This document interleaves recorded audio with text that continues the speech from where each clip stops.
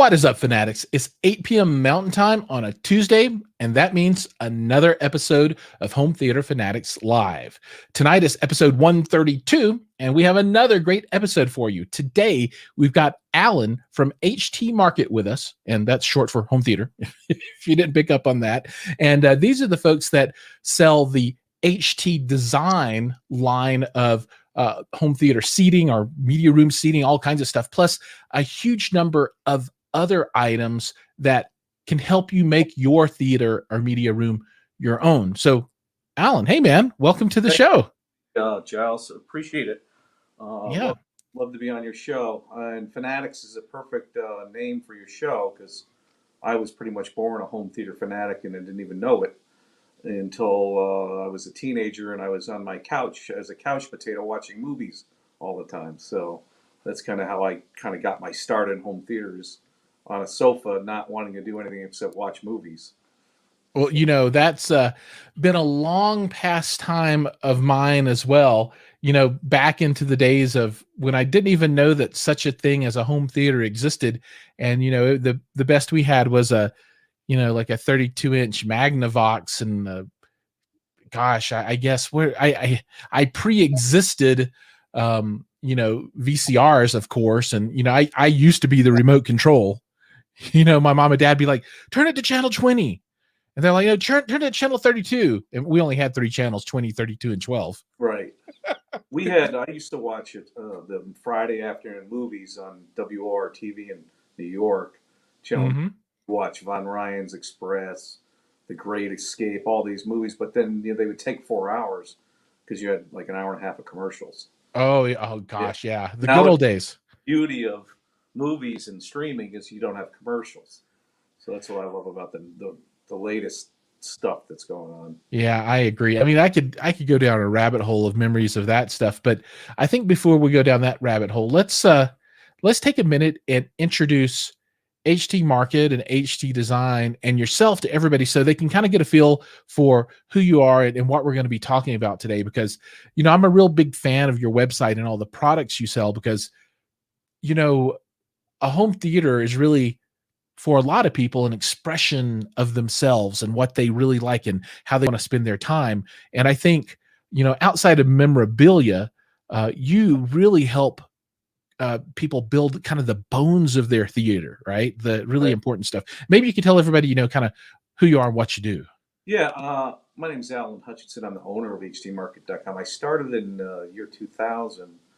And one of the reasons I started it is because back in 97, I just purchased my first home. It was a condominium in Chicago, and me and my wife had moved in. And I love to watch movies, but we didn't. I had a TV and everything, but I decided I was going to put my own theater room in the basement because we had a nice basement room that was perfectly set up for a theater room.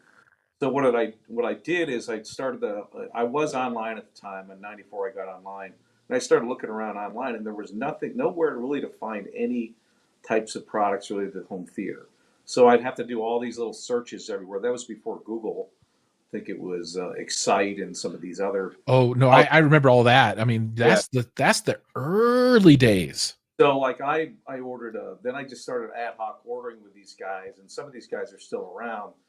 eBay was a bit around, and I'd ordered a Barco projector. A Barco projector is one of those big 250-pound projectors that have a 3-light gun. You need a lot what they call the line doubler at the time. It's a video processor as an extra thing. So I had that, and I had a daylight screen that was 8 feet wide. And then when that screen showed up, my wife was like, "What is that 8-foot box in the hallway?" I was like, "That's our projector screen." She goes, "What? What are you doing?" "I'm building a theater room." She goes, "What is that? I never even heard of it."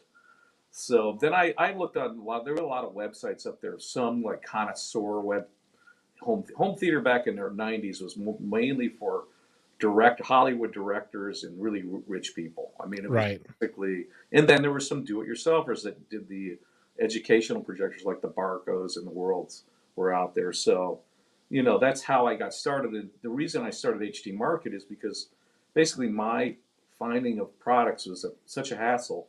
I decided to build my own website to sell my own home theater, the theater products that I thought would work for a home theater. So it was built around movie theater in your home. And I started That's cool. in 2000 kind of as a whim in my condo. It was just me and nobody else really doing it.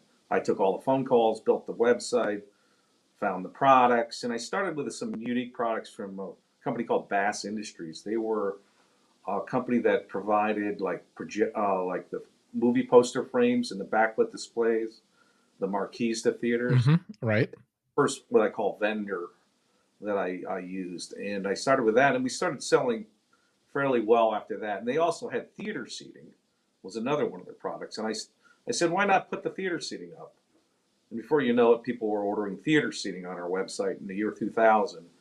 When everybody, it's in my the lady I talk to all the time, Sharon down there, she's like, nobody's going to order theater seating online. It's not going to happen. They got to sit in it.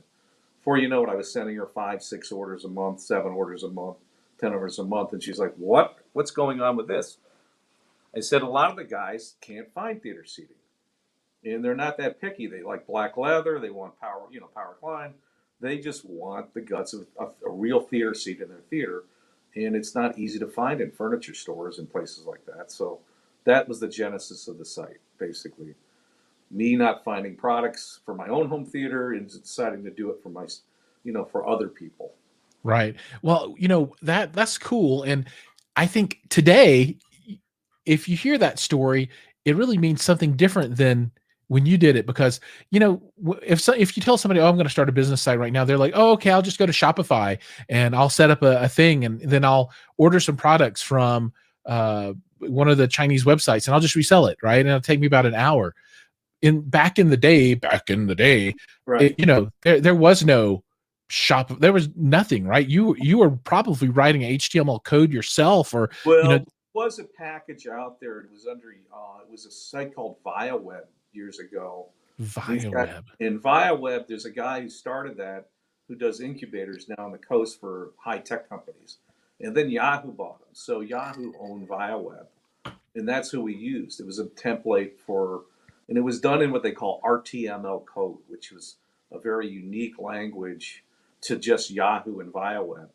And so, honestly, I'm still on that platform where it's kind of a dying actually platform, but it actually very good uptime. We're never That's cool. The best part of that is it's not the Shopify or there's another one called Big Commerce. They call me every day to get on, but it's like it's very customizable, so I can customize the site. And there were a lot of developers that worked around that platform for years, and they still do. So I have good support on the site, and uptime is it's never really down. I've never really had an issue with it. And would I think there's some things that would be better? Maybe, but always grass is always greener on the other side with technology. And with technologies, it's always about on the web. It's uptime. You don't want to be down. Oh, So absolutely. yeah, so that's the great thing about it. They've got great servers. It's redundant servers everywhere. So and your backups are good. But anyhow, that's just the background of how I got started. Uh, and any other like questions? Oh yeah, I have a ton of questions. Yeah. So one thing I'd like to talk a little bit about is the kind of the product mix that you have, right? So it's HT Market, and we've talked about the seating, and well, maybe we talk about the seating specifically first, right? So But you have a brand, it's called HT Design now. Is that specifically your brand of seating? that is How does that work? manufactured overseas in China, and Mhm. I do everything to my spec. So like I design the seats with my guys in China, like that work with me. So when I get a new style going, it's me driving what I want, and then I have an in-house designer that does a lot of things for me, and she'll design what I want it to look like. I'll send the design over to China. They'll build a prototype then, a test seat, and then send me photographs. But basically, we already did most of the designing of the seats in 2014 on what I want in the seat. I want the top Right. level parts. I want the best leather that's good value and the top grain leather, and then I wanted the best cup holder and controls, which is Raffle, which we use. The best power recline motors, Oaken, legged and plat. So I already knew kind of what I wanted the guts of the seat to be, and the best hardwood wood in the furniture as well, and the best foam. Like we'd use 1.85 density foam. So we use all the best inner side of the seat, so it's going to last, and that goes into every seat we sell, whether it starts at 700 or goes to 1200 in their Clark branded seat, which has the power headrest and all the other stuff. So basically, we want a consistent product line that somebody can order and know they're going to get a quality product that's going to last for years to come. So that was the initial design. So in 2014, I started that. The reason I started the seating line is because one of the big players in that industry, Berkline, went out of business in 2011. And we were one of the biggest resellers of Berkline furniture in the country from 2003 to about 2011. We were, I think, one of their top two internet dealers. And then on one overnight, they sent me a letter saying they were out of business, Chapter 11. Oh man. So we were doing, probably it was upwards of $1 million in retail sales of Berkline, furniture, a little bit more.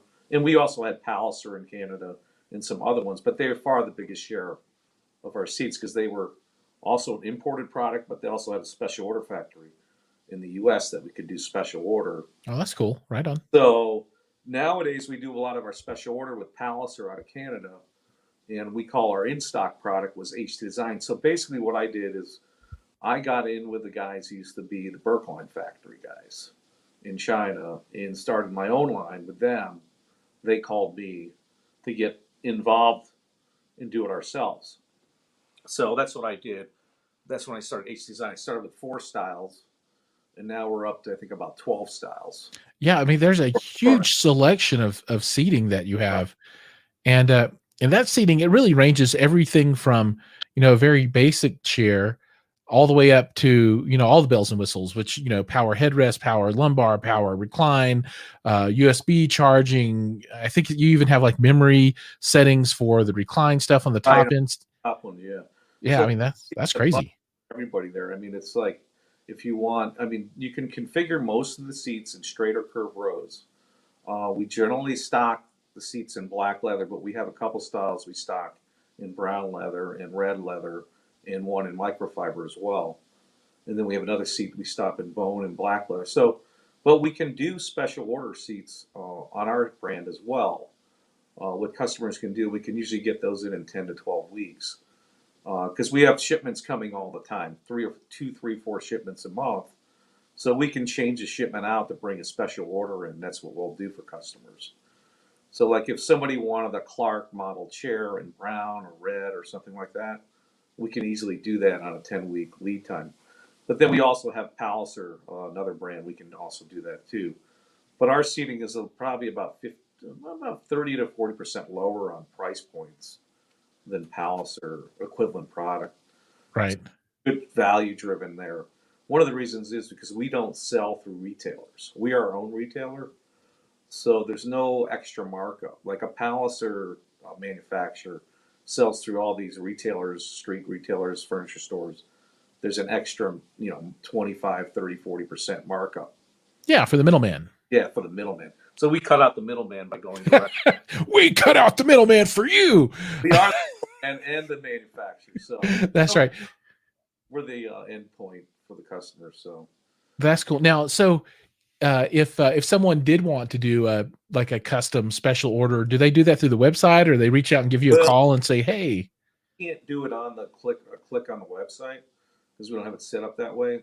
We have this in stock product for HT Design. Just call us and we'll set it up for them. Usually it's not much more money than the actual in stock product. So when I get ready to do my crazy home theater fanatics seating with the yellow and black and embroidery, you guys are. You could actually do embroidered in the headrest too, if you wanted. That would be crazy. We had somebody ask for that. We haven't done much of that, but we can do that. There's a company out there that does that for the NFL teams and whatnot. Mm-hmm. Same factory we use. And so we can do that easily. So if you want a home theater fanatic in your headrest or in the backrest, we could do it. that would be ridiculous. All right. Their own custom logo, we could do it. So maybe That's really cool. people that want to do that and stuff, but that might be cool for you because it'd be good branding for your whole deal. Right. So I could, when I shoot video down there, Right. the brands all over everything. We could even do one chair on, if you want to do one in the middle, that'd be cool. You don't have to do every chair, that'd be kind of cool too. It But it absolutely would be. Oh, that's interesting. Yeah. So all you folks out there, if you're making content in a theater and you need your brand on it, no, but people could do that for like Joe wanted to have like Joe's home theater, right? Just for his stuff. He sure. could he could do that. But we do a lot of signs on our site. Well, signs that people do their own name and whatever. We can do similar things like that for the seats as well. Uh, Most of the time, when people do custom orders, it's color. What kind of sometimes people want to downgrade actually to manual, which I don't believe, because power. One of the things about power recline is it puts the seat wherever you want. But we had a customer yesterday said I don't have an outlet nearby. Can I get the Southampton, which is one of our popular seats, in manual? And we can do things like that too. People want to Right do on. that, Yeah, and I just dropped a video that featured the Southampton right? and the Lincolnshire, and I really love both of the seats. Now they're really different, and I recommend people to watch the video so they can kind of understand the difference. And I gave my point of view on how I would use them. Of course, people can use them however they want, and you can purchase these chairs in rows of 4, 6, 8, whatever you want to do, right? Right. And put them pretty much in any room of your house. But the Lincolnshire is really interesting because it's got real wood accent on the front, right? Yeah. And I was not expecting that. I was expecting it to be like some kind of plastic veneer or something. I'm Really like this. would. Yeah, That's I'm like this price point is too low. yeah. An old manufacturer used to do that chair years ago, and they just discontinued it. So I brought it out for like a limited run to get. It's like kind of a throwback chair, I call it. It was out like early 2000, and I brought it back because it's got a cool like what they call pop out cup holder with mahogany, Hmm. and that's kind of cool. But it's a basic what I call throwback home theater chair, power recline leather in cup holders. And some people just want that. They don't want all the fancy power headrest, power lumbar, LED, and all that stuff. So that's kind of a cool alternative chair for some people. But our Southampton chair is very popular because that was one of the main. That's just like an everyday style that most when people buy online, they're worried about. Oh, I'm too tall. What about my wife? She's 5'5". I'm 6'2". What will fit for me? And the Southampton's kind of universal, where you can fits most body types. So that's Yeah, and I will agree with that 100%. So, if people go check out the video, and you have the video content about these as well on your channels, so I would recommend people to look at that as well. But I'm uh I'm not like super huge, but I'm 6 foot and right. pretty big, and it was super comfortable for me. And my wife, who is 5 foot tall and not a lot of anything, she enjoyed it herself too. So we kind of, between the two of us, for adult sizes, other than like really really tall folks, we've got the range covered. And it was a super comfortable seat. Now, when I compare it to the Lincolnshire might even be more comfortable. It's hard. Was it It's firmer, I think, than Southampton? Did you find that? Yeah. yeah, a little bit. Yeah, it was really nice. But the recline mechanism in them Right. is different. Um, It's not really a wall hugger. The only thing with Lincolnshire, you need room behind it a little bit because it'll recline back that way more, whereas the other one's kind of incline. that's right. Using Leggett and Platt both, but they're different recline products from Leggett. Right. Yeah. Yeah. And if anybody's in Colorado and they want to check them out, let me know. You can come over and sit in them both. So show other seats. We're on ABS as well, ABS Forum, and there's a thread over there called H Design. There's hundreds of guys who bought our seats over there. So if anybody wanted to post a question here or there or wherever, or even email us, we'll answer. So Yeah, one thing I like about your website too is that you have a pretty big customer portfolio of photos to right, show how people have.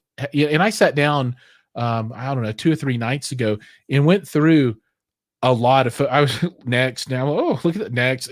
And there's a lot of really good yeah, that's stuff in there. the iceberg. It's hard to get everybody to send a photo, but we try to get people to submit their photos so we can put them back up, kind of, and get them back in there. Because sometimes getting reviews is hard because people usually don't send a review, and they're the first. People are more complaining types. If there's Yeah. a problem, they complain more. But to get a review, that people they move on with their life, they got their seats.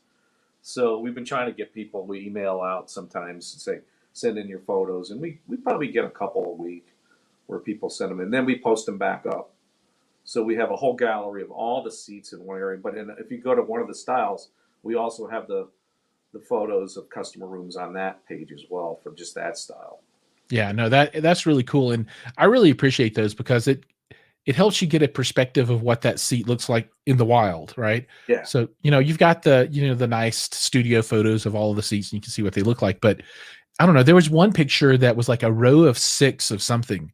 It was a lot of, I was like, holy smokes, that's 6 in a row. Some guy had a really wide room, and he might not have had depth, so he put like 6 Hamiltons right across. Hamilton Hmm. great for bigger guys.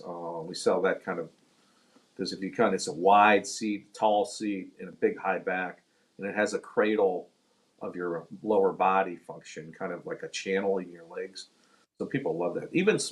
But I had 2 people that were 5'3" come in and buy those. So it's funny what people will buy when they come in the showroom. You think it's just for a big guy, but then some smaller people go, "I love this seat. It's very comfortable." So, That's cool. but Now let's talk about the showroom for a minute. So, COVID notwithstanding, you guys have a facility somewhere where folks can come and see all of the seats, right? we're in the north side of Chicago, so we're kind of close to Wrigley Field and pretty close to everything. Even O'Hare is about 25 minutes. So we have people, a lot of local people come in, but we also have a lot of people what I call home theater tourism, where they're visiting, their relatives or driving through. I've had guys from Florida come in, from Wisconsin, pretty much almost every state. Somebody's been in our showroom coming by. I had people flying, especially just to come to the showroom once in a while too. But we've got every style in there. We do appointments. You can be there an hour if you want. Hang out. We'll be there and hold your hand and make sure you get the right seat.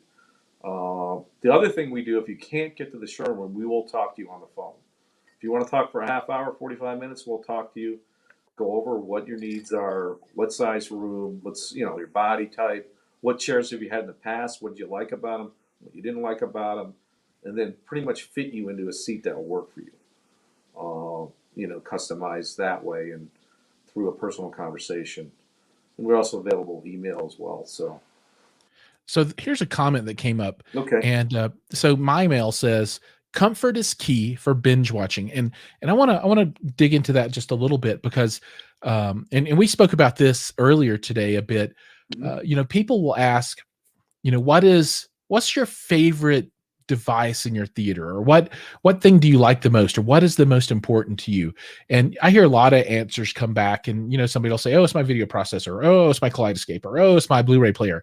But for me, the most important piece of equipment that I have in my theater and also in my living room, right, is the seating. Right. Absolutely 100% the most important piece, because when I sit down to watch a movie, if I'm not comfortable, that kills the whole thing for me. I just can't enjoy it. And when I can sit down, get my body in that just right position where I want it, get my head right where I want it, have some place with my arms, that makes the event for me. I agree. I think because if you're going to binge watch, A, you don't want to fall asleep, but B, you want to be comfortable. So there's a fine line, I think, between really being comfortable and falling asleep. So the beauty of a power recline seat is you can put it in mid position. Hmm. I call viewing position and not fall asleep. Now, if you're tired and you want to take a nap, put it all the way back and by all means fall asleep. But that's that. So some people we'll get questions. Well, I'd rather do a sofa or a chaise. I go, you'll be out in 20 minutes if you have a Hmm. sofa laying on your sofa and you're trying to binge watch some stuff. At least I am at 8 o'clock at night. If you worked a full day or 9:30, you're going to be out. So with a good home theater seat like our product, we have 1.85 density foam. It's cushy, but it's not going to you're not going to fall asleep in it, but you're going to be supported.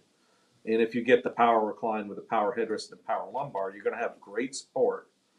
one of the things about our new chairs is this memory function, which will actually basically remember your favorite headrest position and recline position, Oh and man, it'll you're save that you're in the talking my computer language. folder. That's cool. So, I just Are you just watched Shang-Chi at an Atmos theater here, and it's funny because you just mentioned the viewing position, right, which is not all the way back. yeah? So the seating they have only makes it as far back as that viewing Oh, recline. It doesn't go back to you can't lay back and go to sleep in them. the other guys laugh back there too, in the second row, the next row. But that's another. Yeah, I think the mid position, and I use it all the time to view, is the key. And sometimes I only go back a little bit because I want to be, attentive and not even back to mid position. So the power recline is your key feature and always will be in a home theater seat. Now the new other thing is the headrest is the second one, biggest feature nowadays, because once you recline back, now you can have your headrest in the right head correctly in the right position. So we have like 5 seats now with power headrests, and they all do little different things. One has a tilt. We have a couple that actually go up and tilt for real tall guys. So we have a lot of, and then we have what we call space savers chairs for people with narrow. There's a lot of people putting home theaters in bedrooms and places, bonus rooms. They don't have a lot of space. So the narrow seats are cool because they're narrow armrests, but they still have a big or wide seat for your body. So those. What I would like is, and I don't know if you guys or anybody makes it, but I would like Mhm. a set of seating that has both normal width and then some kind of narrow solution. Because for me, and I can Right. get a row of 4 in, but I can't. It's my room's not quite wide enough to get like a full set of 4 with armrests in the middle in full width. But it'd be cool to have like 2 big ones and then like 2 just a little bit smaller. We actually have our Warwick seat and our Southampton seat are the same, basically.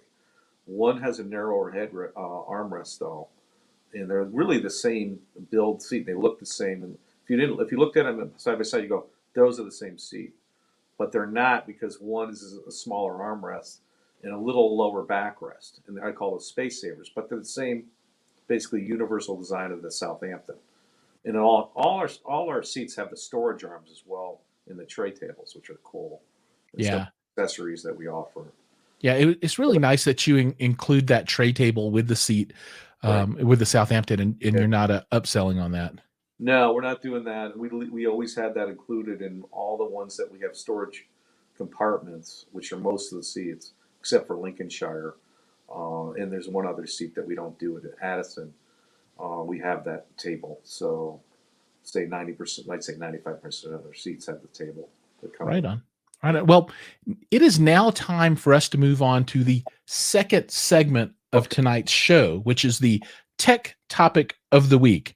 And today's tech topic of the week is, how does someone choose the right theater seating for their room? What do they need to think about when they choose and select their seating? So Alan, somebody came to you and said, "Hey, I've got a room that's like this and I want to buy seating."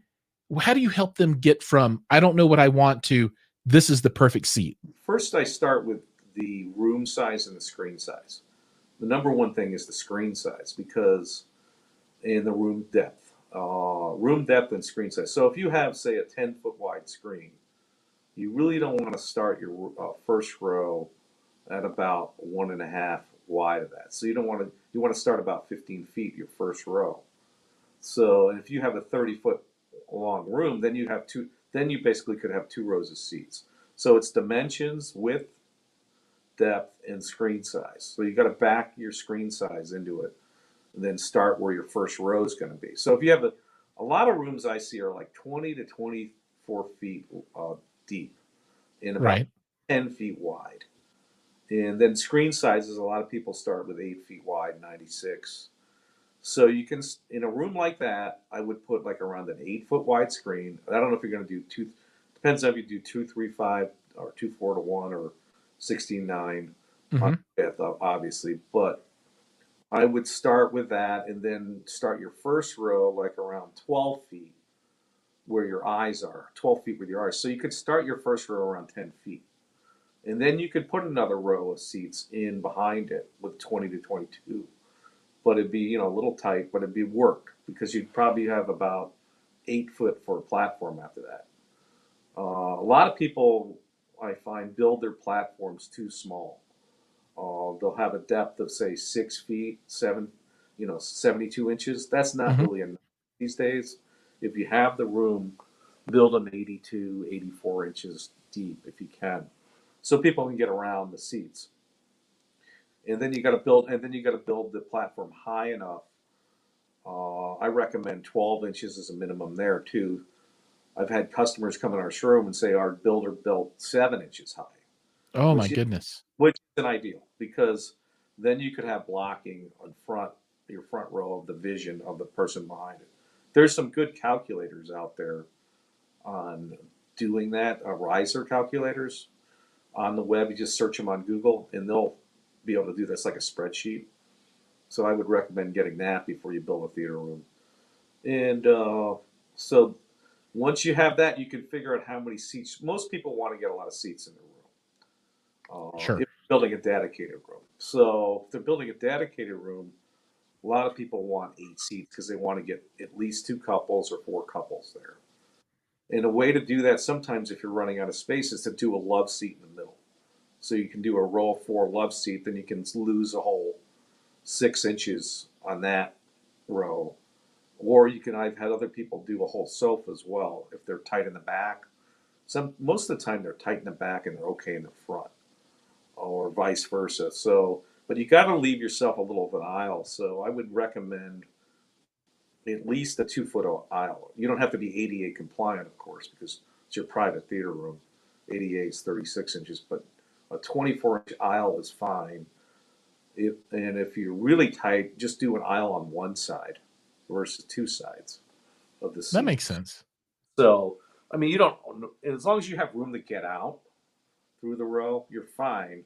That goes into the depth of the platform. But that's what I would recommend is, um, you could get away with 20 inches. Some people have done that. That's just a theater room. They say, I want to get as many seats as possible.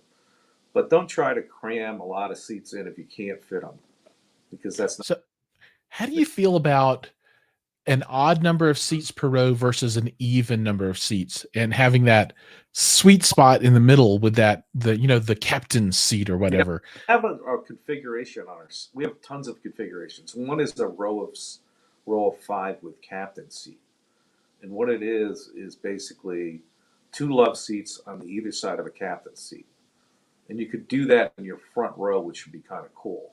And you could That is curve kind of cool. it from the captain seat out, so your love seats would be curved. So you have a curved arm. We're one of the Hmm. few online that actually stock curved seats. A lot of them companies only take those special orders. So we have those configurations in stock a lot of times. So, but if you get a curve comes in when you're going more than 3 seats, or you're going 4 seats and you have a wider room. A curved row is cool because then your viewing position is now pointing in towards the sweet spot of the screen. And in the captain seat it can be done. I mean, we do it all the time. It's not done. I'd say maybe 1 out of 15 customers do it.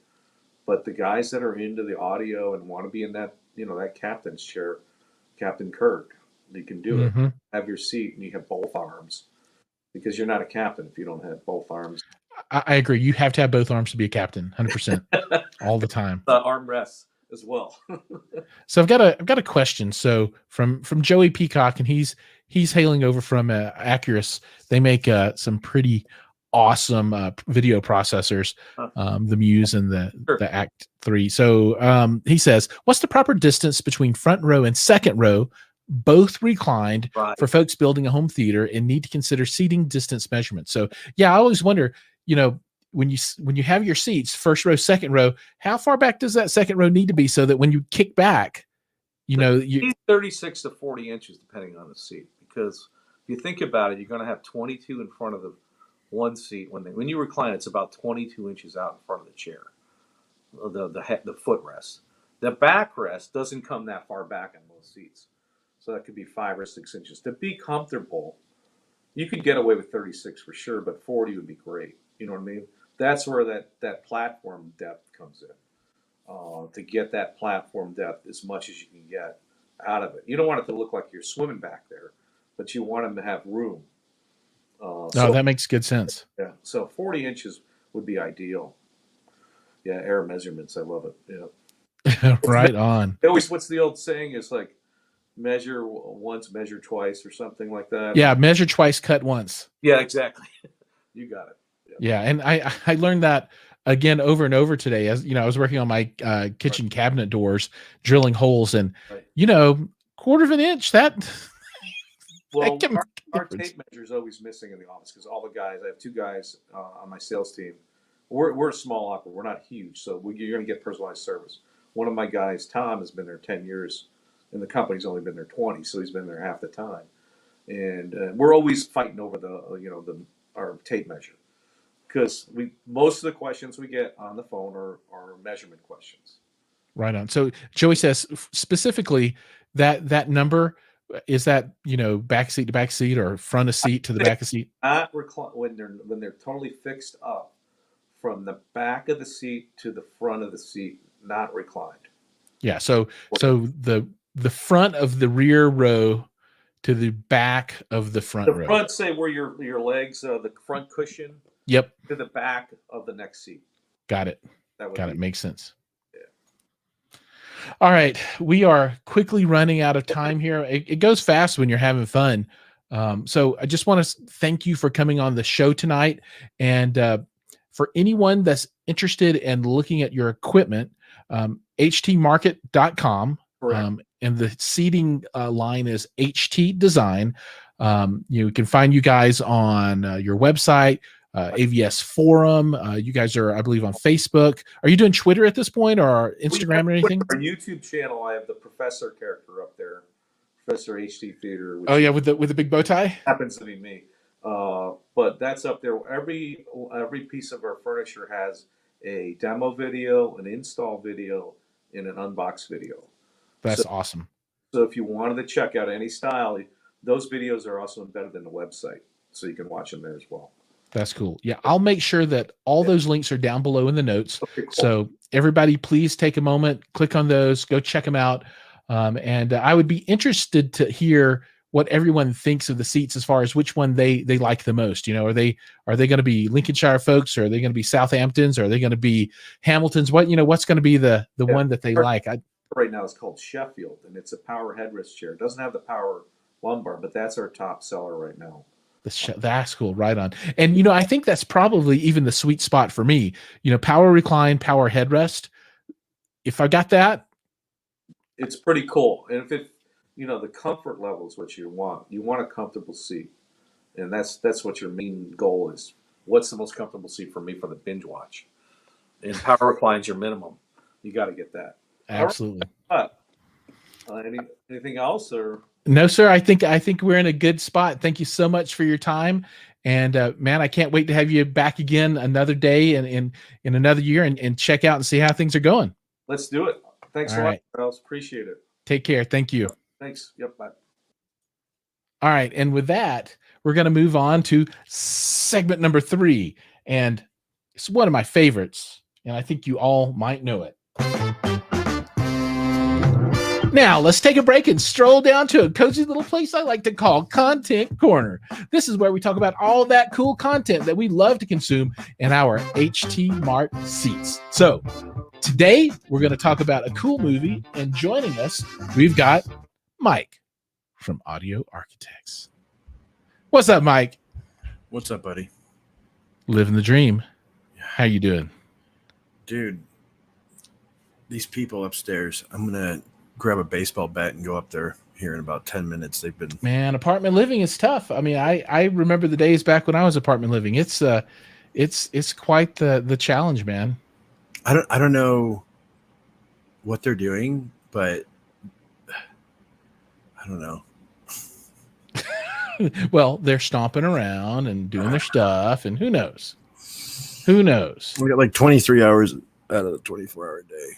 They're stomping around doing their stuff. So right on. So, dude, let's let's hear what's new in Mike world. What's going on? I'm sure everybody's ready to. Oh. I'm gonna crack open a cold one. Dude, I have a hot one. I have a hot one right now. Is what I got. I got my patented Yeti cup. I need to do some branded Audio Architects Yeti cups is what I need to do. No, man, everything's good. Everything's good. Just been working really hard on this new undertaking I've done with StereoNet, and just been really, working on that, and been playing with this thing. Vinyl. Yeah, man. Ha ha. It's not bad. I still love CDs better. No, I mean, I think once you get a good piece of equipment like your U-turn there, I think that's a game changer. You know what I mean? Just to answer my mail's question, no, I feel like I live underneath a river dancing school, which is, I think, a little more aggressive than a tap dancing school.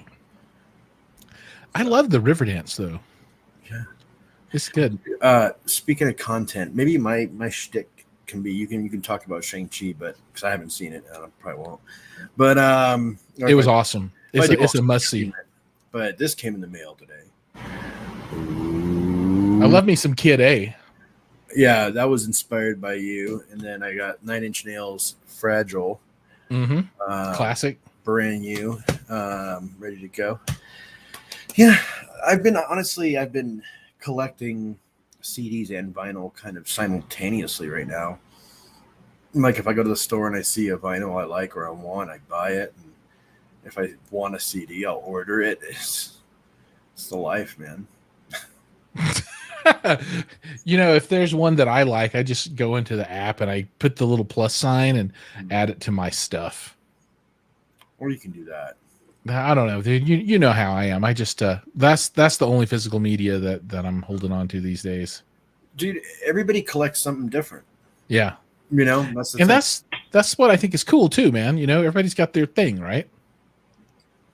Like I obviously have books I read, but you have to tell me I read, but obviously you feel about books how I feel about CDs and physical media and stuff like that. So yeah, and you got your new stuff in, and I'll show you my new stuff. It's not nearly as exciting for people watching this, but I'm working on my Dragonlance collection.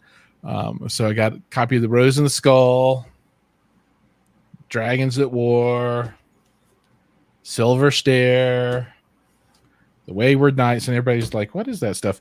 But I'm working on a full set of all the Dragonlance novels, and it's a lot. So do you read it?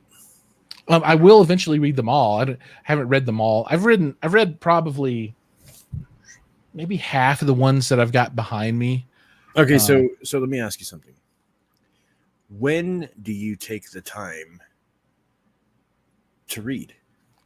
I used to read 2 hours every day, and by reading 2 hours every day, I mean I would listen to a book on tape for an hour on the drive to work and then an hour back home. So I would consume 2 hours of read words, right, every day. Now I'm driving to work 2 days a week, so I only get 4 hours a week in of that.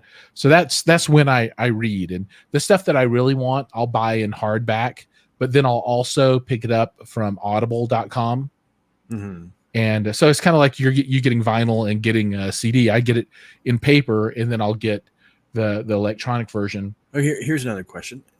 Why? Okay, so when you read something on paper, as opposed to listening to it through Audible or any type of, audiobook format, do you feel that you retain the information better if you hear it or if you read it?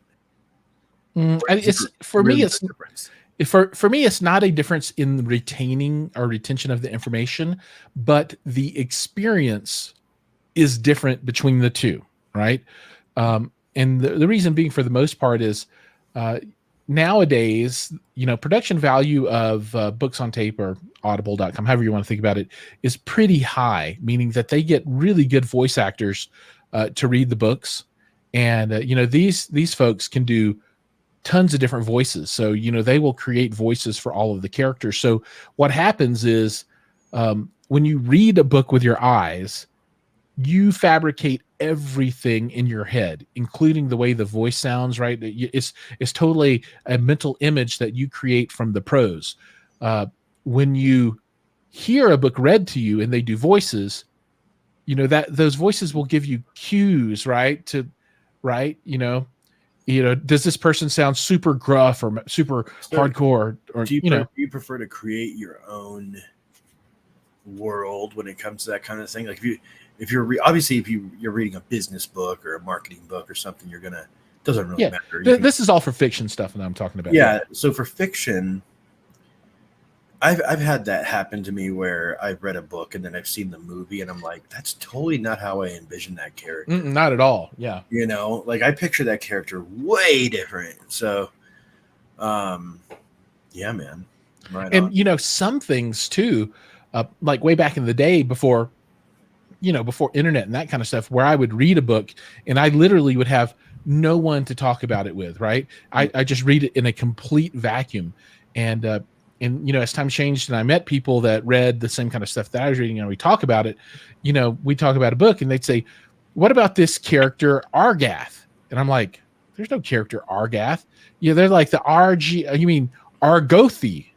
And they're like, no, it's not it's Argath. And I'm like, even that kind of stuff, you would make up your own pronunciations where we're in a vacuum. You have no other way to get the information. But like a book on tape, they tell you what the word sounds like. Dude, it does not surprise me that Mr. Hi-Fi Haven shares your interest in literary stuff. Yeah, I've got all of the Dragonlance that were produced in hardcover. I've got all of them, and they're actually right there. I don't right there. I don't know.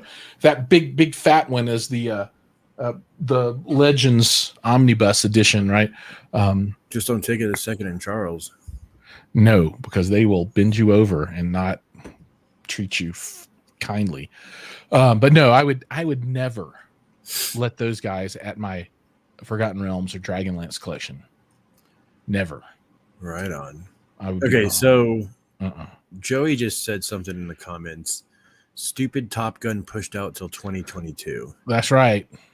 I don't know, dude. I'm not a huge fan of this. The original, like I thought it was good. I thought it was a good movie, but it wasn't like one of those things where I was anticipating it. I just want to see if they're going to be as sweaty as they were in the first movie. No, seriously, if go back and watch the first Top Gun, and they were just covered in sweat. Every scene just covered in sweat. Especially the luscious volleyball scene. Yeah, you know what I'm talking about. I haven't seen it in that long. You know what I'm talking. Everybody I saw it like around the same time I saw Cocktail. Cocktail. Oh my God. Let's do the shout outs. Hi-Fi Haven, man. Hey man, glad to have you on the show with us. My Mel, what's up, dude? Glad you're here. Joey, dude, I'm still sad. Okay. I just have to call out Indie Audio Labs because they were taunting me from Cedia. They posted this up on all of their socials. So Gabe from Castle Rock went to Cedia, and they were all like, "Oh, look who we've got with us." And I'm all like, "All right, Deirdre, I see what you calling me out like that. I know I didn't make it."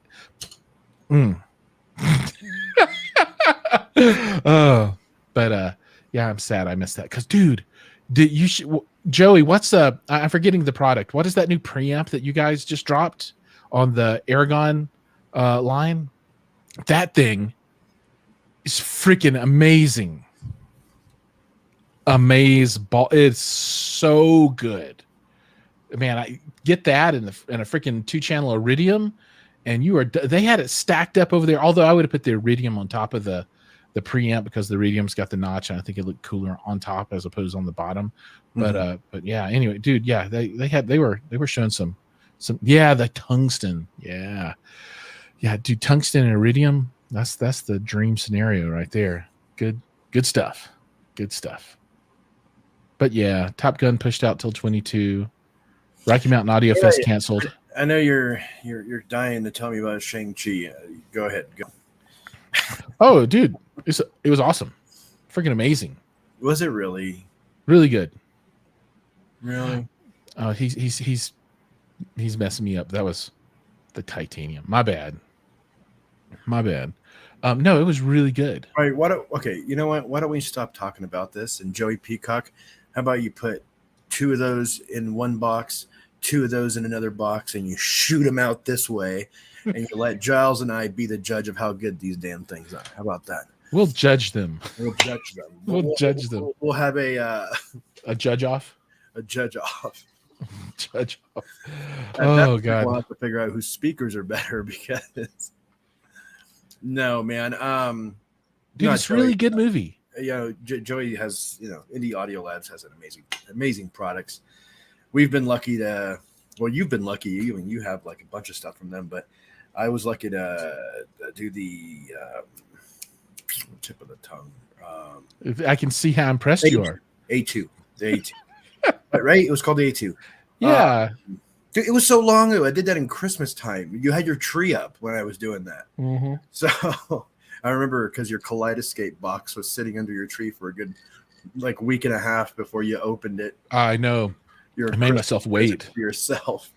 I know. I made myself wait. Yeah, as far as no RMAF, from what I hear down the pathways, I don't think it's gonna come back ever. So. The A2002. Why did I call it the A2? Because of the M8. Yeah. See, I'm telling you, if I ever have an audio company, which I never will because it's too hard, I'm just gonna name something like the mic, the Jiles. Can't mess that up. Then people will have systems with a mic and a Jiles in it.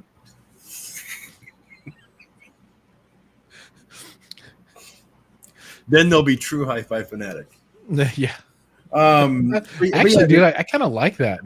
I'm really disappointed in no RMAF. That's the one thing I was looking forward to this whole entire year, aside from the movies that are coming out, Ghostbusters and Dune. I was looking forward to, going to RMAF, hanging out, doing my thing. You were too. And then Watch McDougal, the other one is pushed out, canceled this year, really, and they're doing a 23 in April for Expona. For Expona. I think it's April. I don't know if that'll even happen. They're better off just leaving it till next fall. That's what I would have done. I just pushed it out till next October, especially without Rocky Mountain Audio Fest conflicting at all anymore. Mm-hmm. I guess it's just, the more you know, right? Yeah. So. What have you been up to over there? I know you've been working on some cabinetry. Oh, dude, it's all kitchen all the time right now. So we took it all apart, took all the doors down. We dexterized the room. We sprayed the cabinets with white paint. We're mounting the doors back down, and we're converting it from the doors had a single hole with a little knob to open and close them with. So I'm adding the second hole, and we're putting in a handle on all the doors. So I was drilling holes today, and I've got all the handles mounted, and should get the rest of the doors back up tomorrow. I'm ordering a butcher block countertop for the island, which I'll install myself. And then I'm going to have some guys come out and do granite all the way around. And for folks that don't know, that haven't seen the video that was filmed in my kitchen has the most horrible countertops ever made. And it's like this what is it? What's the laminate? That's probably the cheapest thing the builder could have put in when they put the house in. It's really bad. And that stuff's finally going. And it'll be so much better. Yeah, it looks different already because it was that old like blonde wood cabinetry, and we priced all this stuff out to just do a complete overhaul, and it was like $70,000 to do the room, and we're like, nope. And I'm doing it all myself. So we just painted the existing cabinets white. We're going to put a dark marble countertop on it. We're going to do butcher block in the middle. We're putting down LVP flooring that'll be waterproof. And what else? We're going to put in a vessel amp and a couple of Formica. speakers. Formica. It's Formica. Formica. That's what it's called. Your stupid laminate thing, your granite wannabe thing. Oh, dude, it's just particle board with plastic on top of it. It's all peeling up on the edges. It's horrible. Dude, you need to start a segment on YouTube called Giles' First World Problems and just film all this stuff. I am filming this. I'm gonna release a kitchen remodel video on Home Theater Fanatics, and the reason I'll tie it back by doing the vessel amp, a couple of speakers, and mounting a TV in the living room or in the dining room rather. Dude, you are not going to put a TV in the dining room. Why? Oh, I totally am. That little tiny room we have where the round table is. You're never going to use it. Oh, we'll use it all the time. For what? You guys actually like eat like a family. Sometimes, but we more and more now the boys are like, oh, we were watching this thing, Dad, and we want to show it to you. And we want to have that as like show and tell time for stuff too, right? And right now we're doing it on an iPad, which is fine, but I figure that I'm jealous, dude. I wish my family would have ate like your family does every night like that. Jeez. Yeah, no, it's cool, man. Sit down and I ask the kids about their day at school, and now I don't have to ask my wife about her day because 5 days out of the 7 days of the week we're together all day long, since I'm not driving into the office every day. I don't know how she hasn't beat you to death. Oh, dude, yeah, I cover the bruises up and I cry at nighttime. Just you have makeup on and stuff. Oh, dude, you see what I did with the white balance of the camera to make myself all pink today? That's to cover up the bruising. No, the camera looks good. I don't know what's up with my white balance. It's really weird. Oh, speaking of which, I ordered this is totally unrelated to everybody right now can just, not listen to me right now. I ordered a smaller softbox because please tell me how that works out. Yes, because I've been seeing these videos where these guys like barely have like the most beautiful freaking like lighting on them. Then they have like different colors behind them. And I'm like, okay, so are they really far away from their background that they can totally change the coloring back there? They have like a sea salt like lamp right there, and you know what I'm saying? Like how I used to do it back in the day. But this thing is like the power of the sun. Like there's nothing else on in my house right now. This is all that's on, and it's like lighting up me, the background, the foreground. Like I need to separate, So I went 24 inches. I think this one's like a 36, 37. Dude, because the one I've got, it's like it's the same size as mine. It's too big. Too big. So same light, just a smaller softbox to see if I can kind of point it, kind of direct it a little bit more just towards my face and my body and separate me from the background, maybe, I'll let you know how it goes. Aside from that, I might end up getting like a fill light, but I have some other stuff I could use for it, but I don't know. I want to get fancier with my lighting. I think lighting is where I'm failing the most as a YouTuber. Yeah. Well, lighting is super important. And I if anybody can tell that just by looking at my stuff that I'm not a pro at it at all. I can turn where's that stupid ISO? Well, I'm not going to mess with it right now, but yeah, you know what I'm talking about. Yeah. No, that's cool, man. Dune's coming, buddy. Dune is coming. I wonder if it could be as good as Shang-Chi. Was it really that good? I liked it a lot, dude. Dude, the effects were great, man, and like the dragons and stuff were just baller. Well, you talk about a trailer that doesn't do any justice to the movie, right? Because the trailer made me think, I'll wait for the VHS release. Like, no, it's it was good. I rather enjoyed it. Anybody out there in the comments, have you guys seen Shang-Chi? Comment below. Let us know. Yeah, I think you guys all kind of just bounced on us right now, didn't you? Hi-Fi Haven's wife saw it in New York City, and she really liked it. Oh, yeah, she's in New York City? That's pretty cool. Yeah. Right on. Hi-Fi Haven, why didn't you get to go? That would have been fun. See, thank Joey, you. I don't know what's up with that, man. Thank you. No, it looks like, Doctor Strange meets Bruce Lee. Come on. You can't mix those two types of properties. You can't do it. Guess what? Either you're watching Enter the Dragon or you're watching Doctor Strange. I don't want to. Nope. Dude, this one had what's his name? Wong? Was Wong in it? A lot. Okay. Joey, I might change Hulk was in it. Wong was in it. Captain Marvel was in it. What? No, you're full of shit. No, they were all there. They didn't have Hulk and Captain Marvel had bit roles. Wong was in it a lot. And there's even a fight scene with Wong where he puts some whoop ass down on this big monster thing. Really? Mm-hmm. Okay, Joey, we might have to rethink this whole thing. So, damn it, you shouldn't have told me that. Now I want to see it. Not for Captain Marvel though, because I think she's useless. But you said there was somebody that you wouldn't tell me. Yeah, those were the ones. Oh. Now, well, you're bad mouthing it so much. I just had to let you know what you're missing out on, because we're all in spoiler world now. But the 10 Rings are doing something that's gonna do something to somebody else. That's gonna make them come and then do something. I'll stream it. This is the setup going along with the Loki thing. The Loki thing along with this is setting up all of the new stuff for all the movies. I need to finish the Loki thing. Oh, it's super important. Yeah. Super important. Are they done with it? It's been done. They're doing season 2 though. Okay. Yeah. I honestly have been so busy. I haven't had time for TV. Dude, Kang is super important. I'm a horrible person to have on this show, like for Content Corner. I haven't watched anything. Dude, I just watched The Chair, and I rather enjoyed The Chair. And it's on Netflix, and it stars. I can't remember what her name is. She's one of the doctors on that Grey's Anatomy thing. Mm-hmm.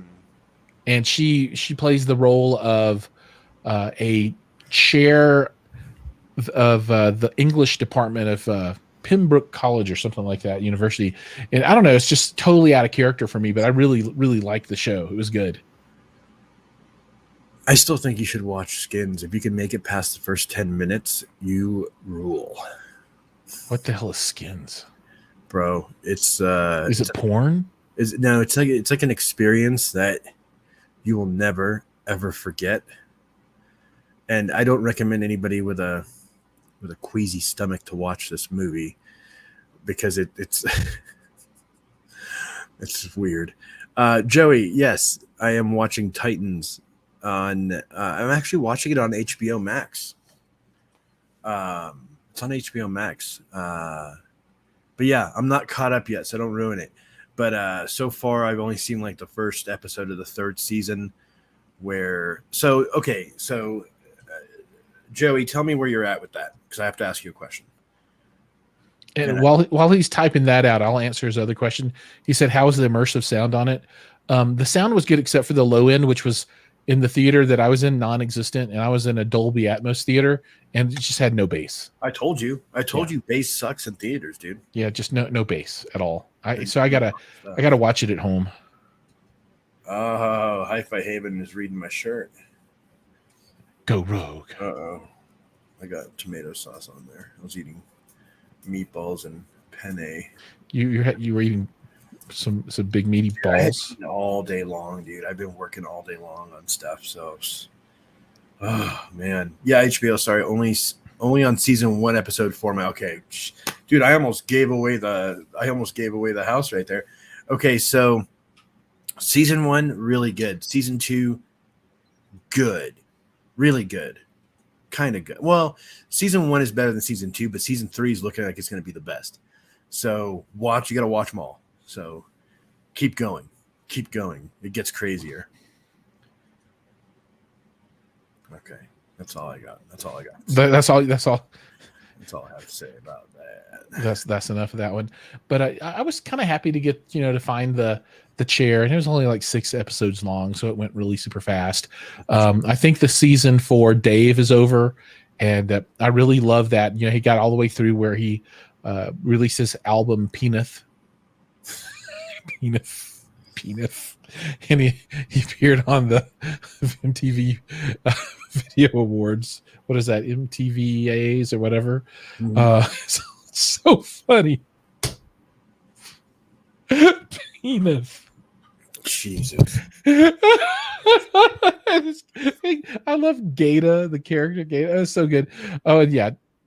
I mean, Ted Lasso is so good. I can't wait for the next episode. Oh my God. It's the best thing on television. It's by far the best thing out there right now. I mean, just Ted Lasso is the bomb, the best. Anybody who hasn't watched that, just slap yourself. Slap yourself. Oh, good news, man. Good news. Album is done. Oh, awesome. It's going to be coming out October 5th on a Tuesday.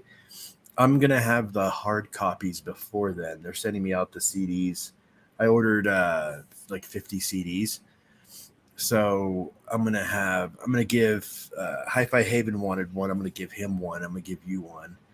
And then that way you guys can see how that bass sounds in your system on that first song, man.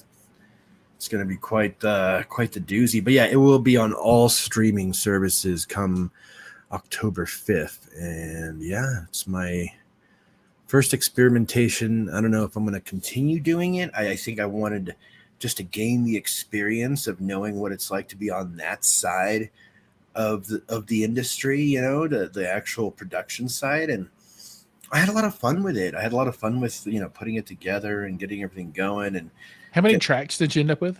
8. 8.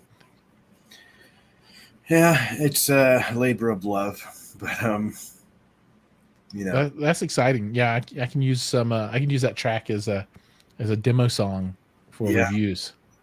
Yeah, actually, you can't. They'll flag you for copyright infringement, and then you'll take all my money. We'll have a distributor. I work with a distributor that does it for me. So if anything gets played out there, they collect all the royalties for me. So I'm gonna be you know, I'm gonna have like 25, maybe 50 cents in my little account thing there, and it'll be You're great. making that money. Yeah.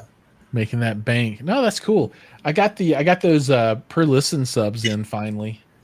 Okay, so they weren't lost in Chicago. They were lost in Chicago for about a week, and then I guess they found them. Nah, bullshit. I think people were just too lazy to lift those sons of bitches up in the truck and up in the airplane and all that. I don't think they were too lazy to throw them around though, because it looks like they went through World War III. I mean, the boxes are in really, really bad shape. I mean, they have seen it.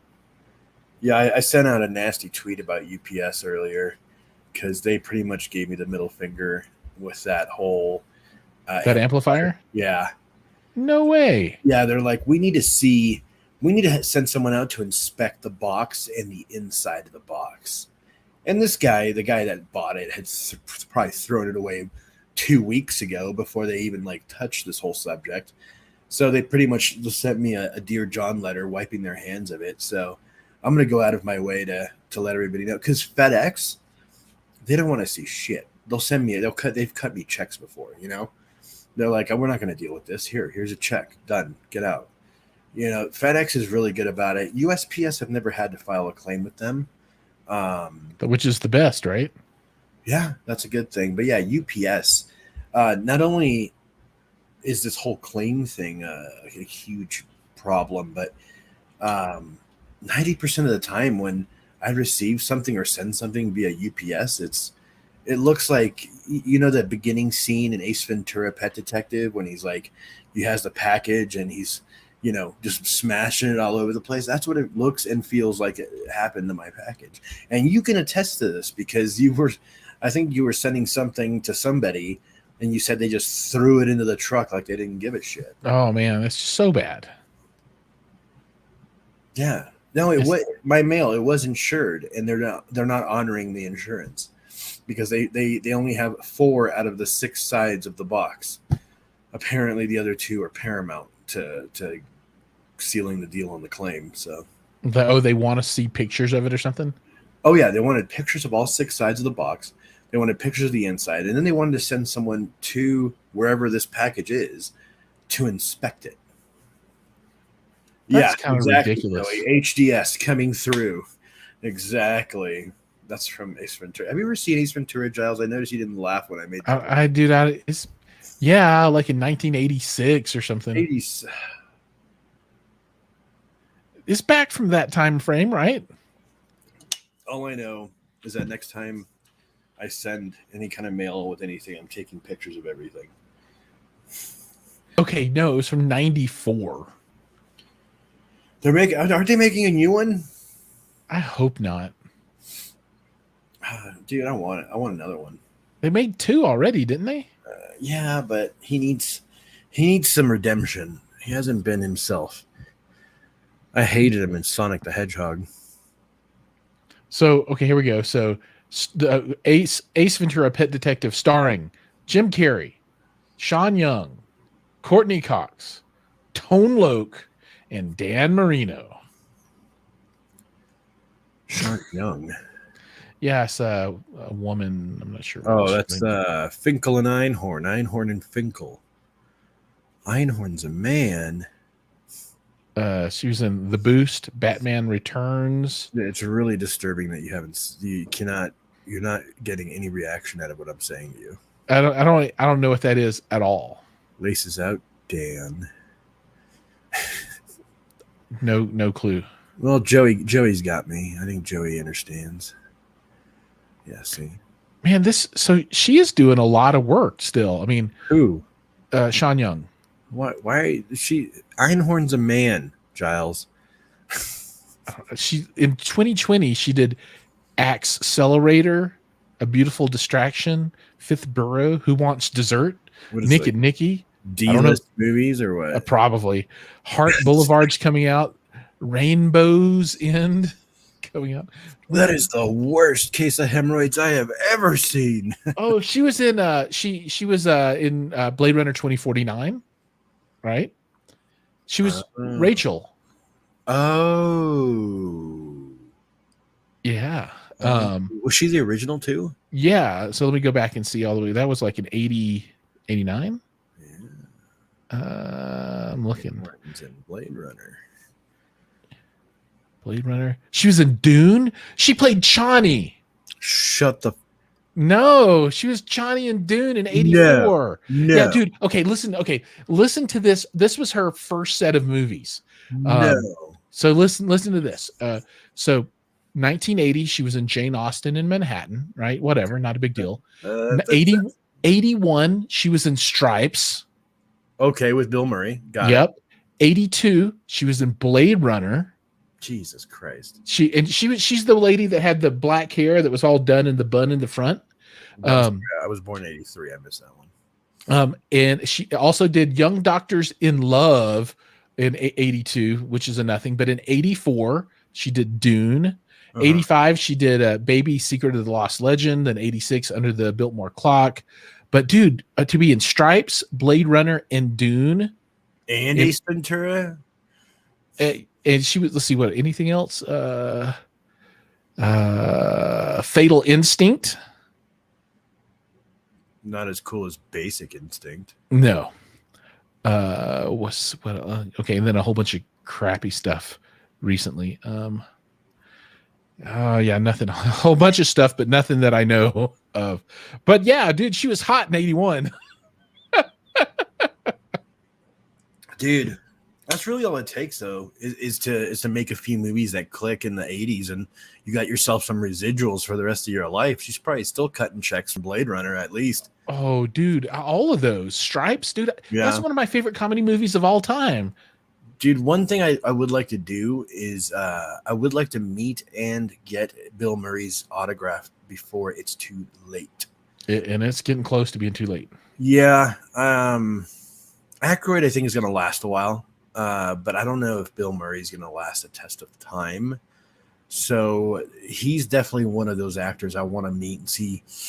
I'm expecting him to be a real big butthole. So I really want to meet him just to see how he acts, man. But I don't think he does cons anymore. I don't know if he ever did cons, but because I don't know. I haven't seen him at any. So I couldn't even say. I don't know. Did they add anybody to the con we're going to? That's a good question. Let's take a look and see. So this is what Denver Pop Culture Con. I thought it was called Fan Expo. It's called Denver Pop Culture Con Fan Expo HQ. Gotcha. So both.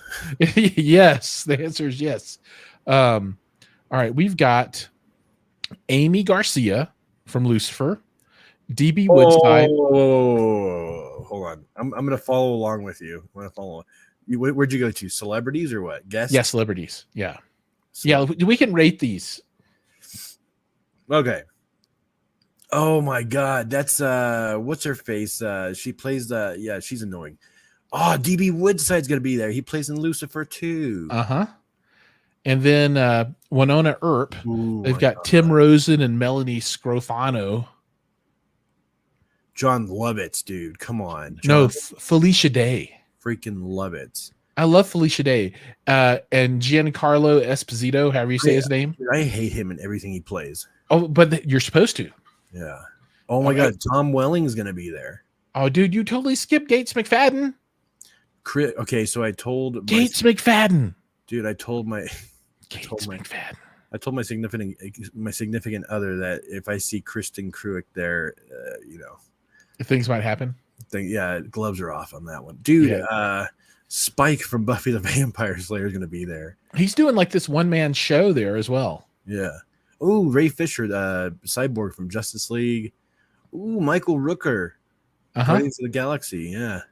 Yeah. Okay, but the person I am looking forward to who's only appearing there on Saturday is Zachary Quinto, because I want him to sign my Siler stuff. And, so we were only going one day, and we had to choose between Zachary Quinto and William Shatner. And, dude, I've decided that William Shatner is going to live forever. So, dude, no, for Zachary that's Quinto. Another one that you might need to get here soon. He looks so good for being like 90 years old, though. Voice actors, hold on. Nobody we would know. Okay, I'm really sad about the cancel guests because Katie Sackhoff was supposed to be there. I'm not, dude. They're from Batwoman or whatever. It was stupid. No, Katie Sackhoff. She's from Battlestar Galactica. I don't know. BSG, dude, really good. Authors. They have authors. It's sometimes cool to see authors because I had the guy that wrote the Admiral Thrawn books signed my Thrawn stuff. But dude, there are no authors though. I know. I don't see any. 51 days left. Yeah, that's kind of. I don't know. She's buying the tickets for us because I bought the ones for Colorado Springs. So they've only got 2 cosplayers set up. She's hooking it up, dude. This is kind of thin. Dude, I know, dude. I'm going in full cosplay. What are you going to go as? You want to see it? Hold on. You want to show it to me? I'm going to show it to you. Show it to me, big boy. Herman, what's up, man? You missed out about the seats. We talked about some awesome stuff. And now we're just prattling on about Denver Comic-Con. But we are well. Very, very good. Can't complain. Oh my God! You got okay. Here, watch this. We're gonna. All right, here we go. There you go. All right, so I'm going to be an official paranormal investigator, otherwise called a Ghostbuster. I got my full Ghostbuster jumpsuit. Oh, you got the fat boy size too. Yeah, had to. And the gloves that they wear, Ghostbuster gloves.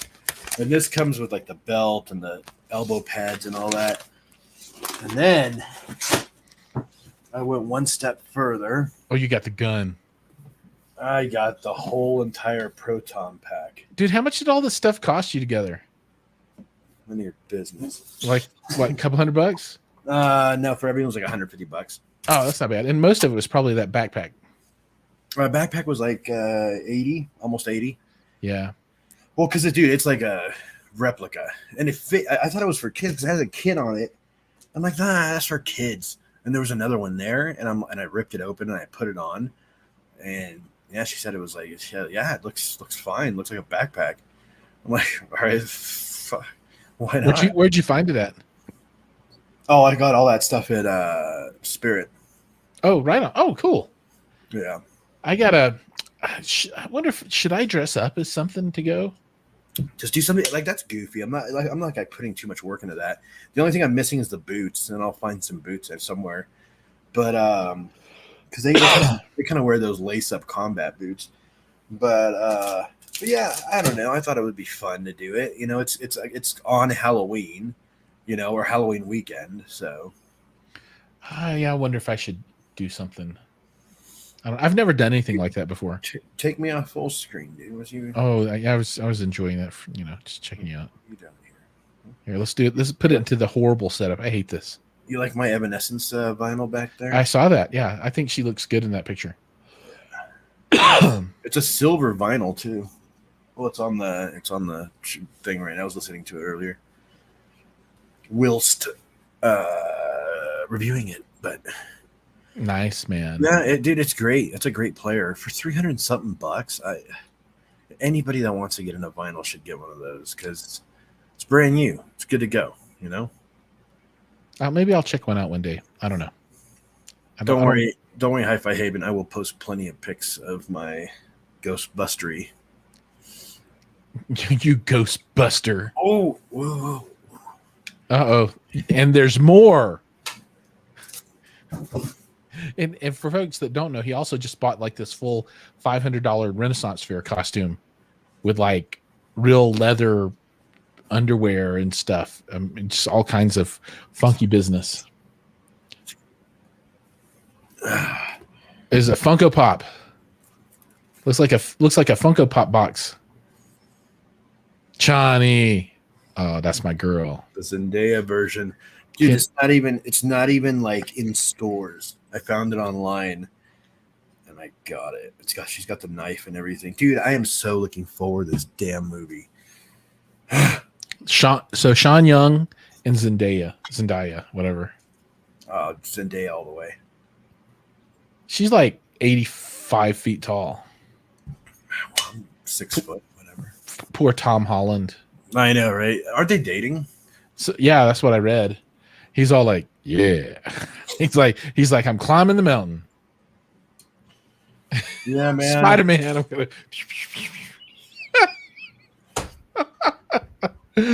Oh, good for him. It's crazy because I'm supposed to be getting rid of my pops and things, and I just keep buying more.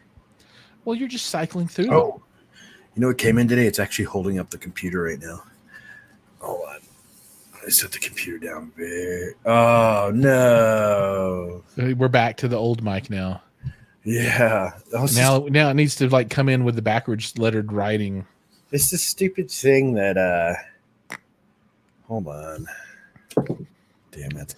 This is not too good. It's never too good, bro. You're never supposed to have blank space on a live stream. We used to all the time. Hold on. We're better now. Oh God. Hold on. StereoNet, what have you done? No, you blame all the architects. So that's nothing to do. This is what they get.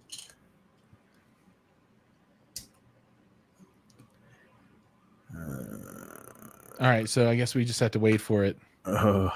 Wait for it. Oh, dude, this is from the actual. This is the webcam on the camera. Okay, hold on. Okay, here we go. We good? You jumped up to your higher camera. Yeah. Now you're in focus. Good. So look at this, dude. Look what they sent me out. This is the oh, that's the one. The electrostatic Bluetooth speaker. Oh my God, dude. That's hilarious. Dude, this will be your biggest video ever. Bro, it's got weight to it, bro. So it's called a Travolo S. Company called BenQ sent it out to me.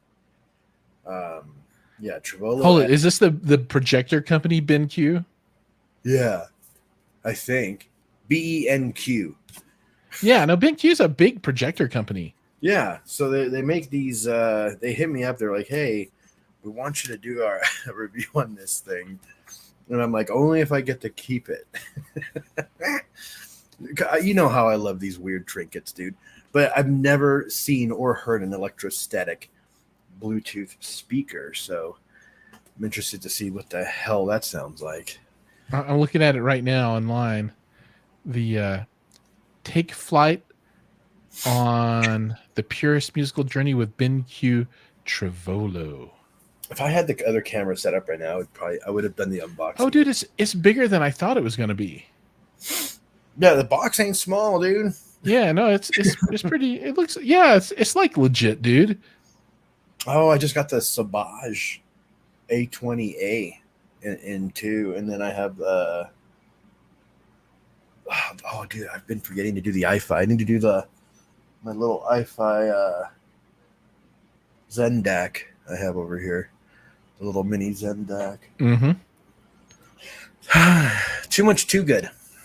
I know. There's never enough time to get everything done. Dude, tomorrow I'm gonna bang all of this out, all this little stuff. Because I spent all day today working on the turntable review, so, and that's not even going on Audio Architect. So I'm gonna do at least 2 or 3 little things tomorrow, and get those banged out, because I haven't really posted on Audio Architects in a while. I did the Pi-Fi thing. I had a new Pi-Fi. I don't know if you guys saw that. I know some of you like the Pi-Fis. I did a new Pi-Fi, but I recommended you guys don't build it because Hi-Fi Berry sucks, and I want to use Allo instead, because I'm a huge fanboy of Mr. John Darko, and I want to do everything he does exactly the same way. You should get some of those denim shirts that he wears. I'm gonna get the denim shirts, and I'm gonna lose the artificial lighting and just do natural lighting. Yeah, you can only film during the daytime beside a window. Yeah, and then I'm gonna have my coffee with me, but in a cup of some sort. You need like a $50,000 coffee making machine. Yes, like to do B-roll. Yeah, exactly. And then I'm gonna have really like slow move. I'm gonna have to use that slider thing I have, real slow moving B-roll, and this really cool. We're making fun of him, but he kicks our ass in viewership. Oh, dude, I thought about like buying the denim shirt too. I mean, maybe that's the magic. I don't know.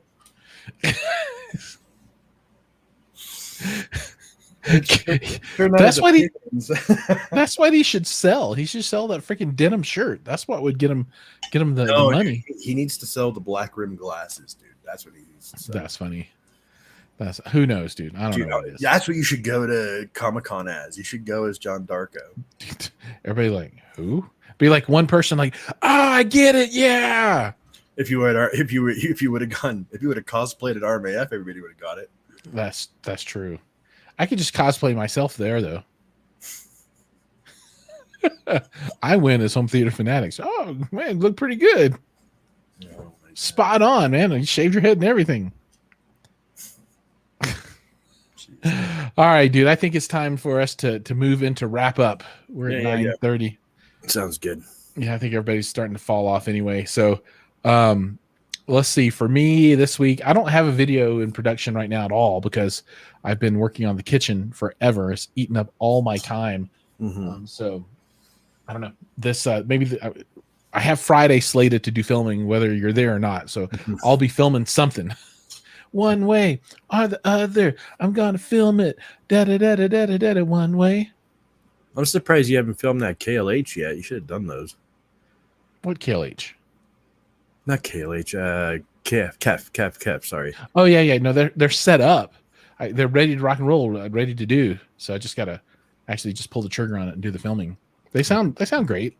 The subwoofer, this dual 6.5s. It's all right. It's it's nothing earth shaking. I heard it. It was in. I mean, it's a 6.5-inch sub. Like I don't know what. It's okay. That's fine. I don't know what people expect out of a 6.5-inch sub. It's a 6.5-inch sub. It's like rocking a bookshelf and being like, "Hey, we're gonna drop it down to like 10 hertz." It looks good though. It does. It's heavier than all holy hell. All right. As Mike does whatever he's doing, we're going to go ahead and call it for the rest of the night. Can you not hear me? No, but you're you're like staring off into space. Oh, because I moved that stupid thing in the look at me and look at what this is what it looks like when you're like. Does it really? Hold on. Yeah, you're looking. It looks like you're looking at your feet. Well, because I was using the Trevolo S to hold up my computer. Okay, I'll look at you right now. Oh, now see that I feel connected once again. Too bad. All right. Thank you guys for joining us here on Hi-Fi Fanatics. It's been another wonderful episode of Home Theater Fanatics with our content guest, Mike from Audio Architects, live in living color from Colorado or something. Today. Uh-oh. I haven't heard back from the Rel folks. Sorry, Joey. I don't think they're feeling it. Maybe I should hit them up because I'm kind of a big deal now. So you're such a big deal. So good. Hey, but I still have time for you, Jiles. I know you're keeping it real, man. Remember the little guys when you're big, super famous. When Darko and everybody is trying to get on your show and come on your videos, you can invite me over. Yeah, dude, there's a lot of people that are going to get the middle finger. I'm sorry. Because one person in particular that said, "How big is your channel?" Oh, no, I'm good. I'm going to remember that one. I'm going to remember that one really, really well. You know why? Because it's people like that. I'm not going to name any names because it's your show, not mine. But it's people like that give you the motivation, the fuel for the fire to keep going and keep pushing and keep pushing and keep pushing. I'm still not where I want to be. I know Jiles has tons to grow. So for the people, I'm so not even close. Yeah. For the people that are still here, I want to thank you guys for supporting Jiles and for supporting me. If you have in the past or you still do, thank you so much for your support, for your subscriptions. Thank you, Jiles, for getting me into this whole shebang, this crazy world. If it wasn't for you, and I tell people this all the time, if it wasn't for you, I wouldn't have done any of this. So thank you. I'm very happy to, have contributed in whatever small piece I have to what you're doing. And dude, you're doing good stuff. I like to see it. I mean, I've watched you kind of blossom, and while I've been stagnant. Watched you blossom over. We go and it's like a roller coaster. Oh, dude, it's hot, cold. Yeah, it's ice and fire, ice and fire. But yeah, man, dude, I'm telling you, the haters feed the fuel. That's all it is. Right on. Yeah, and just don't forget on Friday we have big subwoofer boxes to move to the basement. So be ready. I'm feeling a little ill. I bet. I bet. Big boxes. I don't feel like I can. I think I could probably just throw them down the stairs. I don't know why you don't. I'm sure UPS did. That's what I'm saying. I mean, I don't know that it would do any more damage than what's already been done. I think we're going to end up with some non-working subwoofers. You're very familiar with that. Yeah, I am. I have two of them. I still don't know what to do with that first one. I have no idea. It's this, dude. I know what we got to do with that one. It's an 80-pound paperweight. We got to tinker with it. There's no tinkering. Got to tinker. All right, that's it, folks. We are done. Thank you so much for watching. And as I always say, see you guys in the next video. Adios. Peace. Adios.